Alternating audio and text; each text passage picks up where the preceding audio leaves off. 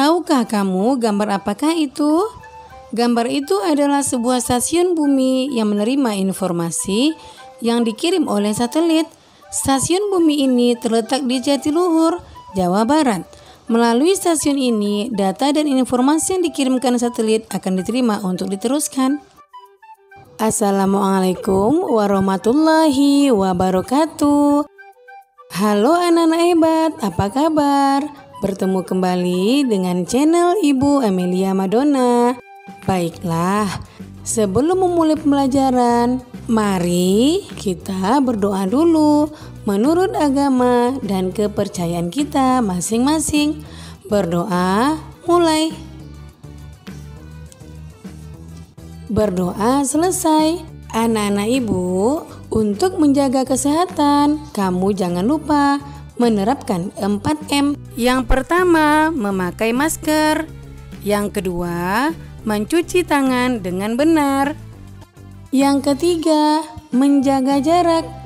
Dan yang keempat, menghindari kerumunan agar kita semua terhindar dari virus corona. Hari ini kita belajar tema 9, menjelajah angkasa luar, subtema 2, benda angkasa luar dan rahasianya. Pembelajaran 4, tonton sampai habis ya, jangan di skip. Yang pertama, muatan IPS, KD 3.2 dan 4.2, menganalisis perubahan sosial budaya dalam rangka modernisasi bangsa Indonesia. Ayo membaca. Anak-anak hebat, mari kita baca teks berikut. Dampak modernisasi terhadap budaya masyarakat. Modernisasi memiliki dampak negatif dan positif terhadap budaya masyarakat. Salah satu dampak negatif dari pengaruh modernisasi antara lain munculnya keraguan terhadap norma dan nilai masyarakat yang telah ada. Hal ini dapat menyebabkan pertentangan antara anggota masyarakat tersebut. Modernisasi juga dapat menyebabkan terjadinya kesenjangan budaya. Misalnya, perkembangan teknologi komunikasi melalui penggunaan internet. Apabila masyarakat tidak memanfaatkannya dengan benar, dapat menimbulkan potensi masalah. Komunikasi yang bebas melalui internet misalnya.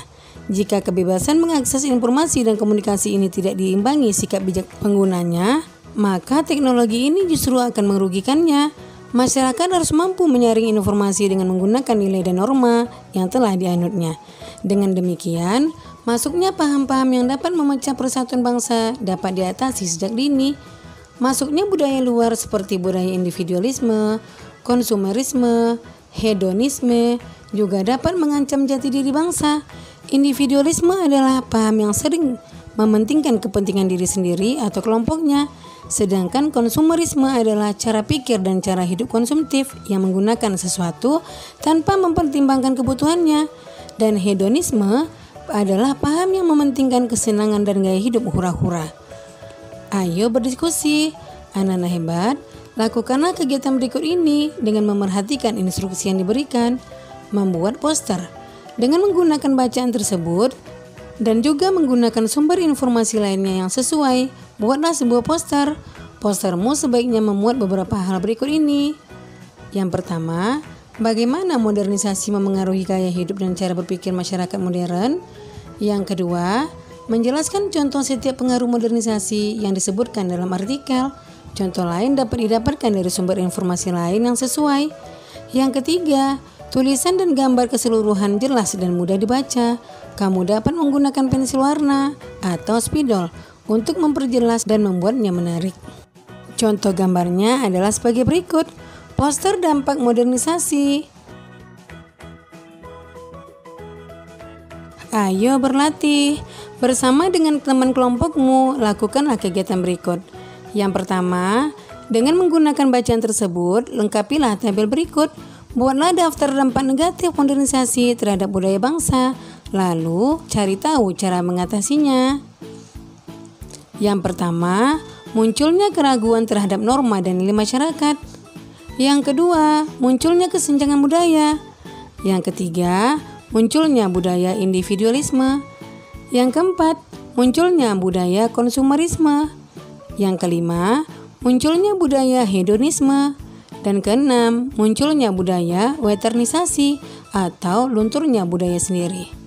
Kemudian, usaha yang dapat dilakukan untuk mengatasinya adalah sebagai berikut.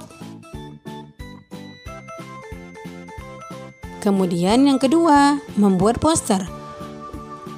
Poster dampak negatif modernisasi dan cara penanggulangannya adalah sebagai berikut.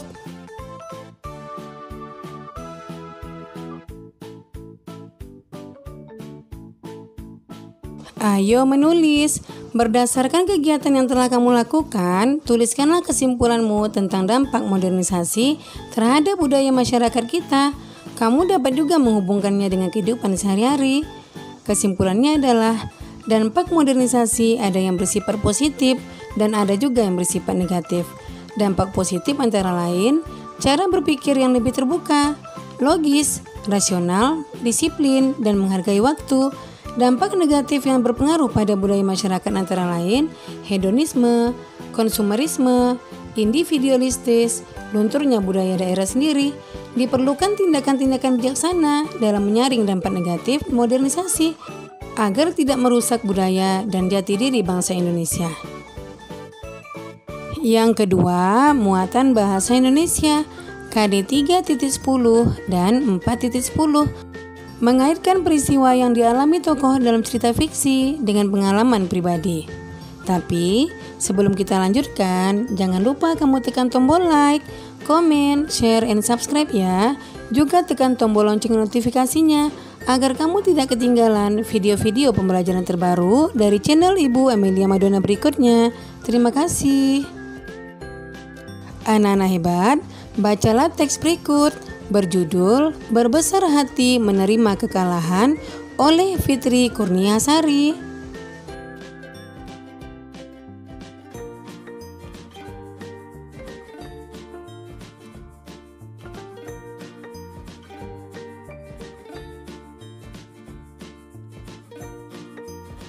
Apa pendapatmu tentang cerita tersebut? Apakah kamu dapat memahami isi ceritanya? Kamu dapat menceritakan pemahamanmu tentang isi cerita tersebut melalui gambar yang kamu buat sendiri sesuai imajinasimu berdasarkan bacaan tersebut. Cerita yang inspiratif, cerita yang mampu memberi inspirasi bahwa pemenang adalah orang yang mampu menunjukkan kebesaran jiwa untuk menerima kekalahan. Nah, contoh gambarnya adalah sebagai berikut. Berdasarkan cerita fiksi tersebut, lakukanlah kegiatan berikut ini secara mandiri. Yang pertama, bagilah cerita tersebut menjadi 3 bagian, yaitu awal cerita, tengah, dan akhir cerita. Tentukanlah pokok pikiran pada bagian cerita tersebut. Lalu, tuliskanlah pokok pikiran atau ide cerita pada setiap bagian pada diagram berikut ini. Judul: Berbesar Hati Menerima Kekalahan. Pengarang Fitri Kurniasari. Pokok pikiran awal, Edo menjauh dari Bagus yang merupakan sahabatnya. Kemudian, pokok pikiran tengah, Edo mengalami musibah, kakinya tersandung meja dan terjatuh, kemudian ditolong oleh Bagus. Pokok pikiran akhir, penjelasan Edo dan penyelesaian masalah Edo dengan Bagus. Yang ketiga, muatan PPKN KD 3.4 dan 4.4 menelaah persatuan dan kesatuan terhadap kehidupan berbangsa dan bernegara beserta dampaknya. Anak-anak hebat, mari kita baca teks berikut berjudul Pengambilan Keputusan Bersama sebagai Peristiwa Persatuan dan Kesatuan. Keputusan adalah segala sesuatu yang telah ditetapkan berdasarkan berbagai pertimbangan dan pemikiran, termasuk di dalamnya pertimbangan dan pemikiran untuk mencapai tujuan dari keputusan. Keputusan bersama adalah keputusan sekelompok orang untuk mencapai tujuan tertentu. Tentu saja, keputusan ini akan menjadi lebih rumit. Mengapa demikian? Di dalamnya terdapat lebih dari satu orang, yang umumnya mempunyai pemikiran yang berbeda. Bahkan setiap orang yang mengikuti proses keputusan bersama mungkin mempunyai pendapat sendiri. Maka, agar keputusan bersama tercapai, ada beberapa hal yang harus diperhatikan dan beberapa nilai yang harus dijunjung tinggi. Sebagai negara yang berdasarkan Pancasila, kita harus memperhatikan dan menjunjung tinggi nilai-nilai yang sesuai dengan Pancasila. Sila keempat, kerakyatan yang dipimpin oleh hikmat kebijaksanaan dalam permusyawaratan perwakilan. Beberapa hal yang harus diperhatikan dalam keputusan bersama yaitu, yang pertama, semua peserta dalam mengambil keputusan bersama harus memahami mengenai apa dan tujuan keputusan bersama yang akan diambil. Yang kedua, semua peserta dalam mengambil keputusan bersama harus saling memahami dan menghargai pendapat orang lain. Yang ketiga, setiap peserta pengambilan keputusan bersama harus dengan lapang dada menerima masukan dalam bentuk kritik, usul, dan saran dari peserta lain. Yang keempat, semua peserta tidak boleh memaksakan kehendaknya untuk dijadikan sebuah keputusan bersama. Kamu tentu telah mengalami beberapa kali kegiatan yang melibatkan musyawarah untuk mencapai mufakat.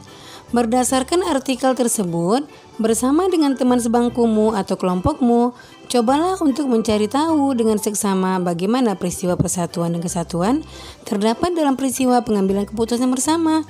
Jelaskan juga bagaimana peristiwa tersebut berhubungan dengan sila-sila dalam Pancasila yang telah kamu pelajari sebelumnya. Tuliskanlah hasil diskusimu di atas lembar kertas, lalu bacakanlah secara bergiliran di dalam diskusi kelas. Tempelkanlah hasil diskusimu di papan tulis. Buatlah sebuah tabel untuk menjelaskan sikap-sikap apa saja yang diperlukan dalam musyawarah dalam rangka meningkatkan persatuan dan kesatuan. Pada sisi yang lain, sebutkan sikap sebaliknya yang dapat mengganggu atau mengancam terciptanya persatuan dan kesatuan dalam peristiwa tersebut. Perhatikanlah sikap mana saja yang telah kamu lakukan. Berilah tanda centang terhadap sikap yang telah kamu lakukan dan tanda silang untuk sikap yang tidak ingin kamu lakukan. Nah, anak-anak hebat, contoh jawabannya adalah sebagai berikut. Yang pertama, sikap dalam musyawarah yang mendorong persatuan dan kesatuan, yaitu saling memahami dan menghargai pendapat orang lain dalam musyawarah. Yang kedua, lapang dada menerima masukan dalam bentuk kritik, usul, dan saran dari peserta lain dalam musyawarah. Yang ketiga, tidak boleh memaksakan kehendak kepada peserta musyawarah lain. Yang keempat, semua peserta musyawarah harus melaksanakan hasil keputusan musyawarah dengan penuh tanggung jawab. Yang kelima, diliputi oleh semangat kekeluargaan. Dan yang keenam, mementingkan kepentingan bersama di atas kepentingan pribadi atau golongan. Kemudian, sikap dalam musyawarah yang mengancam persatuan kesatuan. Yang pertama, memaksakan kehendak kepada peserta lain. Yang kedua, tidak mau menerima masukan, saran, dan kritik dari peserta lain dalam musyawarah. Yang ketiga, mementingkan kepentingan pribadi. Yang keempat, tidak mau melaksanakan hasil keputusan musyawarah. Dan yang kelima, tidak diliputi semangat kekeluargaan, tapi diliputi ambisi sendiri. Itulah contoh sikap dalam musyawarah yang mendorong persatuan dan kesatuan, dan sikap dalam musyawarah yang mengancam persatuan dan kesatuan. Nah, demikian video pembelajaran Ibu kali ini. Semoga bermanfaat ya. Jangan lupa kamu jaga kesehatan, ikuti protokol kesehatan, tetap di rumah, dan semoga wabah COVID-19 cepat berakhir dan anak-anak Ibu bisa datang ke sekolah lagi bertemu teman-teman dan guru yang dicintai. Sekian, Assalamualaikum warahmatullahi wabarakatuh.